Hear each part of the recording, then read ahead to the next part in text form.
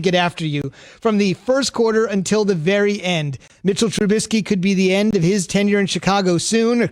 Nick Foles, maybe next year as a backup, got a lot of money tied up in him still moving forward. As for Nagy's future, the coach addressed it. No, I'm not. I just think that right now with our team that, this is the stuff through the season that you go through. And it's about fighting adversity. It's about building cultures and staying together. Obviously, the last 5 weeks has been extremely difficult. It's not fun. And because we all want to win, and we know that. A lot of coach speak there. I mean, it is. But he did this to himself. There's no way in hell when you're 3-0, regardless to what you feel about Mitch Trubisky as a starting quarterback, that you should have ever turned to Nick Foles. I understand you vouched for Nick Foles. You went out and got Nick Foles in a trade, and you felt like you needed to justify that by going to him, even though Mitch Trubisky had you at 3-0 at the time. 3-0. Come back and win against the Lions. It wasn't Aaron Rodgers. He wasn't Drew Brees, right? He wasn't Russell Wilson. He wasn't playing at that level, but you were 3-0. There's no need to disrupt the team chemistry at that point in time. Had he all of a sudden lost 2 in a row, in a couple turnovers in the 2 that you lost, now you look to Nick Foles. Because 3 games in the season, if you wanted to play Nick Foles, you should have started him at the beginning of the year. Just because that was your intent to begin with. And if your intent was to play Nick Foles all along, you should have did it at the beginning of the season. Why disrupt the team at 3-0? I'm going to give myself a Keyshawn Johnson moment. A little pat on the back here. Can you remember after that Panthers game, everybody's like, I don't remember. Yeah, I remember. Because I remember. Everybody's like, well, the Bears, I'm telling you, they're going to be good. I'm like, all right. They're about to end up playing a lot of tough teams, and their defense, it feels like their defense was so exceptional. It was keeping them involved in ball games, but obviously they had a lot of questions with the quarterback position. Obviously now losing 5 in a row. Look, man, this team was never what exactly they were, Key. And it's interesting to me, Matt Nagy, all I've heard people talk about him is a quarterback guru. Quarterback guru, right? Those are the words I heard to describe Matt Nagy. Not you, Key, but other people in our profession, experts. That's how he got the job. This is what he was supposed to do, right? That's how he got the job. So I'm sitting there watching this, quarterback expert. Nick Foles gets inserted into the lineup, questions. You're not giving your quarterback that get drafted the extra attention. It's an absolute disaster and mess. He certainly dropped the ball on the quarterback situation. There's no question about it. And the reason that I say you don't turn to Nick Foles at 3-0, because you were winning games. And whenever you win, it's hard as hell to win games in the National Football League. You only get 16 of them. And you had 3 in your back pocket. So when you look at that, no matter how you're doing it, as ugly as the New England Patriots offense looked yesterday, guess what they did? They won. They won. They won. And they won.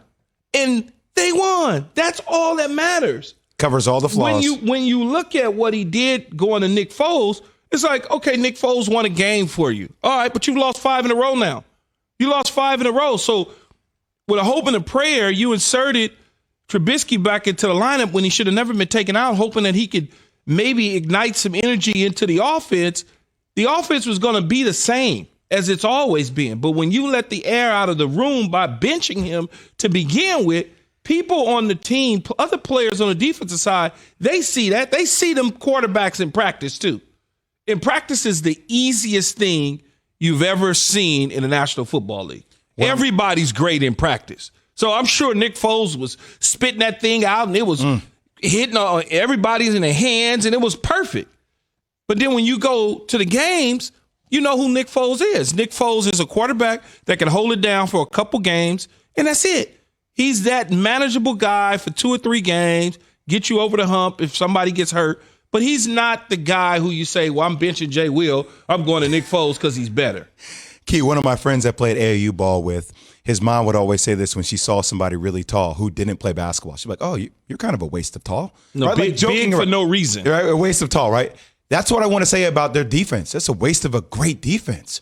I mean, granted, their defense is getting beaten down over this period of time, but if you had a serviceable quarterback, I mean, they could find themselves serviceable quarterback. You could find yourselves potentially in a wild card opportunity and a Super Bowl opportunity. No matter how great the defenses are in these leagues, if they on the field after straight 3 and outs and 5 and outs and interceptions, they're going to be deflated. Exactly. I mean, that's just what it is. If you think about how Chicago made it to the Super Bowl under Lovie Smith, the defense was lights out, and they had a serviceable guy in Rex Grossman.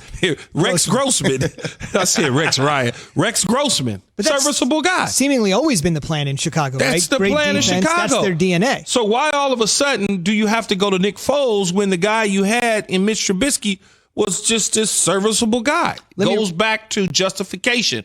We went up to grab him at number 2. We have to now try to justify who he is as a quarterback, so we're going to throw the ball all over the lot. No, just hand the ball off, run the ball, dink and dunk, and let your defense win the game. Pull a Baker Mayfield. Let me ask both of you guys this question because you guys have been through the ringer of a season, a couple seasons. Quick thing for Mitch Trubisky. Next up is the Lions. The Lions are in turmoil. If there is one team, believe it or not, that Trubisky has actually played great against in his career, Lions dominated the Lions. I'm not sure what that means. Probably means nothing, but they are next. So if the Bears want to try to snap that 5-game losing streak, it's actually the one opponent of the other 31 that Trubisky certainly wants to see. Help me understand this, whether it's basketball or football. On January 6th, 2019, so just about 2 years ago, less than 2 years ago, all right, January 6th, 2019, the Bears lost a playoff game to the Eagles on the infamous double doink field goal. You might remember that essentially where boom, boom, Bears had the hit at the upright, hit the crossbar, didn't go through, and their season was shot. But the future was bright. Trubisky had gotten them through enough. They had this hot young coach. They had Khalil Mack, as Jay's referenced, the Bears defense. Don't worry about it. It's the first time we made the playoffs, I believe, in about 8 years. They had not made the playoffs in 8 years at that point. Things are looking up with the QB position. He'll get better because we got a QB whisperer, as Jay said, with Matt Nagy, and we got Khalil Mack. In less than 2 years, the building has imploded. How does that happen in less than 2 years? Because you go from January to September. That's a long time, right? That's a long time from January to September. The offseason. The offseason. So now you want to be smart and bright. And, I could do this with him and I could do that. And just do what you did that got you there the first time around. Sure. You don't need to reinvent the damn wheel. Right. It's boring. These coaches are boring. They do the same things over and over. Yeah, Sean Payton wins a lot of games doing the same thing over and over. Bill Belichick wins a lot of games doing the same thing over and over. Bill Parcells, yes, he's stuck in the Stone Ages. He won a lot of games doing everything over and over. Sure.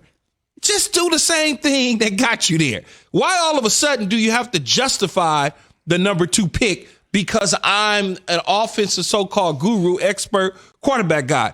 You start listening to that, and they start listening to it. Remember, I've always told you, there's only a handful of good coaches in the National Football League. The rest of them dudes are trash. And I don't care what nobody say.